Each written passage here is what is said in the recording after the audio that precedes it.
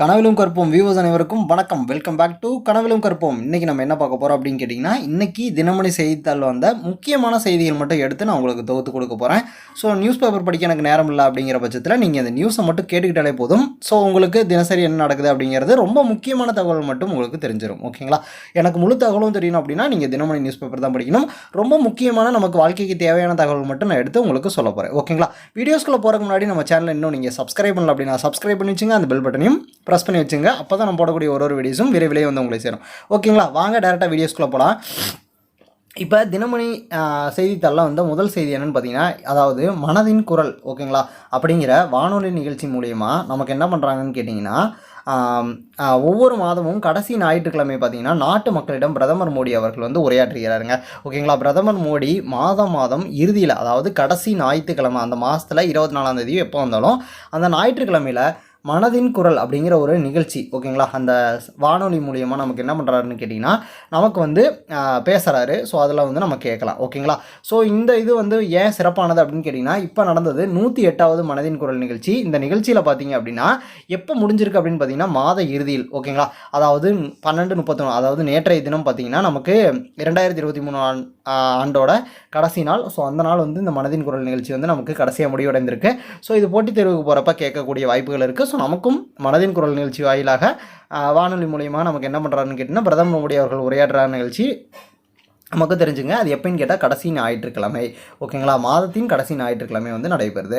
So இது மட்டும் அவர் சொன்னார்ன்னு கேட்டால், அவர் அதில் நிறைய விஷயங்கள் சொன்னார். 23 நம்ம என்னெல்லாம் சிறப்பு பண்ணியிருக்கோம், 24 நம்ம என்னெல்லாம் பண்ண போகிறோம் அப்படிங்கிற பல திட்டங்கள் நிறைய வந்து சொன்னார். ஸோ அது மட்டும் இல்லாமல் என்ன சொன்னாருன்னு கேட்டிங்கன்னா, சாவித்ரிபாய் பூலே, ராணி வேலு நாச்சியார் ஓகேங்களா, இவங்களோட ஜனவரி 3ஆம் தேதி இவங்களோட பிறந்த தினம் வருது கொண்டாடப்பட்டதாகவும் அவர் வந்து மிகவும் சிறப்பாக அதை கொண்டாடப்படவும் சொல்லியிருந்தார். ஓகேங்களா?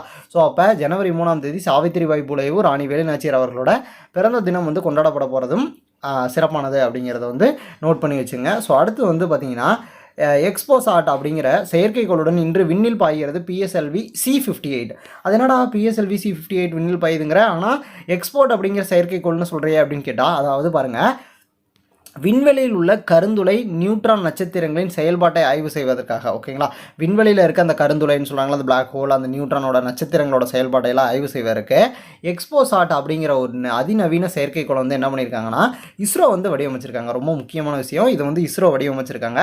ஸோ இதற்கு முன்னாடி பார்த்தீங்க அப்படின்னு கேட்டிங்கன்னா, விண்வெளியில் வந்து நட்சத்திரங்கள் செயல்பாட்டை ஆய்வு செய்வதற்கு ஆல்ரெடி இஸ்ரோவால் ஒன்று செயல்பாட்டில் அனுப்புனாங்க. அது என்னன்னு கேட்டிங்கன்னா அஸ்ட்ரோசாட். ஓகேங்களா? அதாவது ரெண்டு விஷயம் தான். ஒன்று வந்து பார்த்திங்கன்னா அஸ்ட்ரோசாட், இன்னொன்று வந்து பார்த்திங்கன்னா எக்ஸ்போசாட் அப்படின்னு வந்து சொல்கிறாங்க. ஓகேங்களா? இது ரெண்டுமே வந்து ரொம்ப முக்கியமான விஷயம்.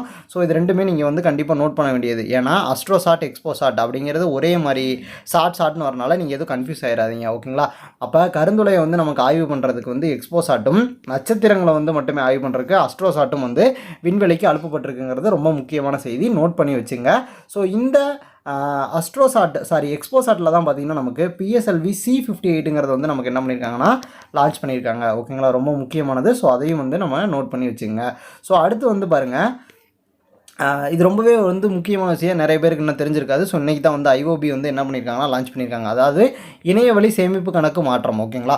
அதாவது நீங்கள் பேங்க் அக்கௌண்ட் IOBயில் வந்து ஒரு பிரான்ச்சில் வச்சுருக்கீங்க, எனக்கு இந்த பிரான்ச் வேண்டாம், நான் வேறு ஒரு பிரான்ச்சுக்கு வந்து இடம் மாறிட்டேன், எனக்கு அங்கே வேணும் பக்கத்தில் அப்படிங்கிறப்ப நீங்கள் என்ன பண்ணிக்கலாம்னா, முன்னாடி வந்து ஃபார்ம் எழுதி அதை சைன் வாங்கி இங்கேருந்து அங்கே வந்து நீங்கள் கொண்டு போய் கொடுத்தா தான் இந்த பிரான்ச்சிலேருந்து அந்த பிரான்ச்சுக்கு வந்து மாற்றுவாங்க. ஸோ இப்போ என்ன ஆயிடுச்சுன்னு கேட்டிங்கன்னா ஆன்லைன் ஆயிடுச்சு. நீங்கள் டேரெக்டாக அங்கே போயிட்டு IOB பேங்க்கில் வந்து அந்த அப்ளிகேஷன் ஓப்பன் பண்ணி நீங்கள் லிங்கை போட்டிங்க, நான் மாறிட்டேன் அப்படின்னு சொன்னீங்கன்னா, ஸோ அந்த பிரான்ச்சில் அப்ரூவ் கொடுத்தாங்கன்னா டேரெக்டாக இந்த பிரான்ச்சுக்கு வந்துடுற மாதிரி மாற்றிட்டாங்க அப்படிங்கிறத அறிமுகப்படுத்தியிருக்காங்க IOB பேங்க். ஸோ ஓகேங்களா? ஸோ இது ரொம்பவே வந்து முக்கியமானது.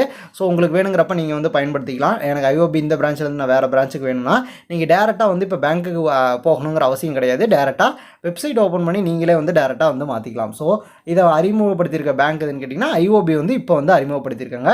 ஸோ இணையவழி சேமிப்பு கணக்கு நீங்களே வந்து மாற்றிக்கலாம். ஓகேங்களா? ஸோ அப்புறம் மட்டும் பேங்க் வந்து கொடுத்துருவாங்க. ஓகேங்களா? ஸோ அடுத்து வந்து பார்த்திங்கன்னா 19,850 கோடி வளர்ச்சி திட்டங்கள். ஓகேங்களா, அது என்னடா 19,850 கோடி வளர்ச்சி திட்டங்கள் அப்படின்னு சொல்கிறீங்க கேட்டிங்கன்னா, அதாவது பிரதமர் மோடி அவர்கள் பார்த்திங்கன்னா நாளைக்கு திருச்சி வருகை புரிகிறார். அந்த திருச்சி வருகை புரிகிறப்ப இந்த திட்டங்களுக்கான இதை வந்து நிதியை வந்து என்ன பண்ணுறாருன்னா செயல்பாட்டு கொண்டு வராரு. ஸோ 19,850 கோடி வளர்ச்சி திட்டங்கள் வந்து அறிமுகப்படுத்த போகிறார் அப்படிங்கிறது வந்து நமக்கு சொல்லியிருந்தாங்க. ஸோ நாளைக்கு தான் அவர் திருச்சி வரார். ஸோ வருகை தேதி பார்த்திங்கன்னா 2/1/2024. ஸோ நாளைய தினம் தான். ஓகேங்களா, ஸோ மறந்துடாதீங்க, அது ஒரு முக்கியமான அம்சம் தான். ஸோ அடுத்து வந்து பார்த்திங்கன்னா 16வது நிதி ஆணையம் தலைவராக வந்து யாரை எடுத்திருக்காங்க அப்படின்னு கேட்டிங்கன்னா அரவிந்த் பனகாரியா வந்து நியமனம் பண்ணியிருக்காங்க. ஸோ இந்த பேர் இங்கே உங்களுக்கு ஆல்ரெடி கேள்விப்பட்ட மாதிரி இருக்கலாம், கேள்விப்பட்டு இருப்பீங்க. ஸோ அரவிந்த் பனகாரியா யாருன்னு பார்த்தீங்கன்னா பழைய நிதி ஆயோக்கின் துணைத் தலைவர். ஓகேங்களா, நிதி ஆயோக் இருந்தது பார்த்தீங்கன்னா அதோட துணைத் தலைவராக 2015-17 வந்து அவர் வந்து பணியாற்றி இருந்தார். ஓகேங்களா, ஸோ இப்போ வந்து அவர் ஏதோ ஒரு பேராசிரியராக இருக்கிறதா வந்து வெளிநாட்டில் வந்து நம்ம படித்தோம் அந்த நியூஸ் பேப்பரில். ஸோ அதனால் இப்போ வந்து அவர் என்ன பண்ணியிருக்காங்கன்னு கேட்டிங்கன்னா 16வது நிதி ஆணையத்தின் தலைவராக வந்து அவர் என்ன பண்ணியிருக்காங்கன்னா நியமனம் பண்ணியிருக்காங்க.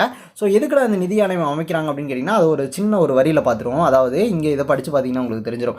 இந்திய அரசியல் சாசனத்தில் பார்த்தீங்கன்னா 280(1)ல் பிரிவின் கூறப்பட்டது என்னன்னு கேட்டிங்கன்னா மத்திய அரசுக்கும் மாநில அரசுக்கும் இடையே வருவாயை பகிர்ந்தளிக்க. ஓகேங்களா, வருவாய் வந்து என்ன பண்ணுறாங்கன்னா அந்த நிதியை வந்து பகிர்ந்தளிக்கிறதுக்கு ஒரு தொடர்பான 5 ஆண்டுக்கு ஒரு முறை என்ன பண்ணுவாங்கன்னா மத்திய அரசு வந்து நிதி ஆணையம் வந்து அமைப்பாங்க. அந்த நிதி ஆணையத்தோட தலைவர் தான் இப்போ 16வது முறையாக.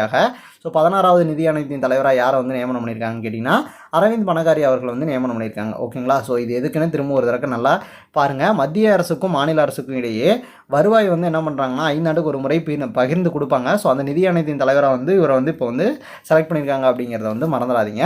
ஸோ இதுக்கு முன்னாடி இப்போ யாரா இருந்தாங்க அப்படின்னு கேட்டிங்கன்னா 15வது நிதி ஆணையத்தின் தலைவராக பார்த்தீங்கன்னா NK சிங் அவர்கள் வந்து இருந்திருப்பாங்க. ஸோ இவரோட ஆட்சி காலம் முடிஞ்ச பிறகு இப்போ 16வது நிதி ஆணையத்தின் தலைவராக வந்து யாரை போட்டிருக்காங்கன்னா அரவிந்த் பனகாரியா அவர்கள் வந்து போட்டிருக்காங்க. ஸோ ரொம்பவே முக்கியமான விஷயம், நோட் பண்ணி வச்சுங்க. ஓகேங்களா, ஸோ அடுத்து வந்து பார்த்திங்கன்னா கடைசி நியூஸு. ஸோ லாஸ்ட் நியூஸ் வந்து பார்த்திங்கன்னா ரொம்ப ஈஸியானது. அதாவது டிஜிட்டல் இந்தியா அப்படின்னு சொல்லுவாங்க. ஸோ இந்த எண்மை இந்தியன் முன்னெடுப்பின் வந்து ஒரு பகுதியை என்ன பண்ணியிருக்காங்கன்னா பொதுமக்களுடைய எண்ம சாதனங்கள். ஓகேங்களா, பொதுமக்களோட எண்ம சாதனங்கள் டிஜிட்டல் இதெல்லாம் என்ன பண்ணிட்டாங்கன்னா அதை பாதுகாக்கிற விதமாக ஸோ சைபர் ஸ்வச்தா கேந்திரா அப்படிங்கிற வந்து ஒரு வலைதளத்தை வந்து மத்திய அரசு அறிமுகப்படுத்தியிருக்கிறது ரொம்ப முக்கியமான விஷயம். ஸோ டிஜிட்டல் இந்தியாவாக மாறிட்டு வர சூழ்நிலையில் ஸோ நம்மளோட ஆன்லைனில் வந்து நிறைய திருடு போகிறதெல்லாம் வந்து இது பண்ணுறதுக்கு நம்ம திருடு போகாமல் இருக்கிற மாதிரி ஒரு சைபர் கிரைம் செக்யூரிட்டிலேருந்து என்ன பண்ணியிருக்காங்கன்னா சைபர் ஸ்வச்தா கேந்திரா அப்படிங்கிற ஒரு வலைதளத்தை வந்து அதாவது ஒரு வலைதளத்தை வந்து நமக்கு என்ன பண்ணியிருக்காங்க அப்படின்னு கேட்டிங்கன்னா மத்திய அரசு வந்து அறிமுகப்படுத்தியிருக்காங்க. ஸோ இதுவுமே ரொம்ப முக்கியமான விஷயம் தான். ஸோ இதோட ஃபுல் டீட்டெயில் வேணும்னா அதில் இங்கே உள்ளே போனீங்கன்னா அந்த தினமணி நியூஸ் பேப்பரில் வந்து அழகாக கொடுத்துருக்காங்க. ஸோ இதெல்லாம் வந்து ரொம்பவே முக்கியமான விஷயங்கள் நான் இன்றைக்கி பார்த்த வரைக்கும். ஸோ இதெல்லாம் வந்து நோட் பண்ணி வச்சுங்க. ஸோ நீங்கள் படிக்கிறீங்க அப்படின்னா உங்களுக்கு வந்து ரொம்ப யூஸ்ஃபுல்லாக இருக்கும். ஸோ டெய்லியும் ஒரு 4 விஷயம் நல்ல விஷயம் தெரிஞ்சுக்கிறதுல நமக்கு தப்பே கிடையாது. ஸோ எந்த விஷயமா இருந்தாலும் கூர்ந்து படிங்க, நல்ல நிறைய விஷயங்கள் தெரிஞ்சுங்க. ஸோ இது போல் தினமும் வந்து செய்தி உங்களை வந்து சேர்ந்துக்கிட்டே இருக்கணும் அப்படின்னா நம்ம சேனலை ரெகுலராக ஃபாலோ பண்ணிகிட்டே இருங்க. லைக் பண்ணிடுங்க, கமெண்ட் பண்ணிடுங்க. ஸோ மீண்டும் இது போல் ஒரு அடுத்த வீடியோவில் உங்களை வந்து சந்திக்கும் வரை தற்போது உங்களிடம் இந்த விடைபெறுவது நான் உங்கள் குணா. இது குணாசின் கனவு கற்போம் சேனல். மக்களே, நன்றி.